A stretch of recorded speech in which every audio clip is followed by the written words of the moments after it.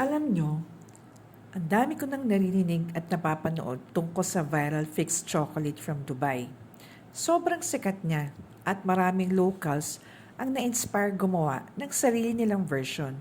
Sa totoo lang, gusto ko din talagang bumili ng fixed chocolate pero medyo pricey siya para sa akin.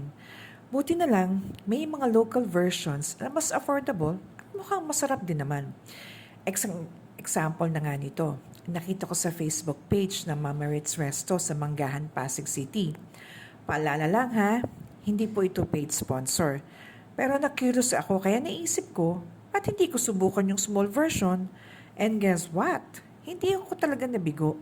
Sobrang sarap niya. Hindi siya masyadong matamis yung chocolate. At talagang malalasahan mo yung pistachio. Sulit na sulit siya for the price of 169 pesos only.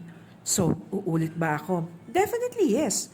Kaya I suggest, try nyo din minsan pag napadaan kayo sa Manggahan, Pasig City.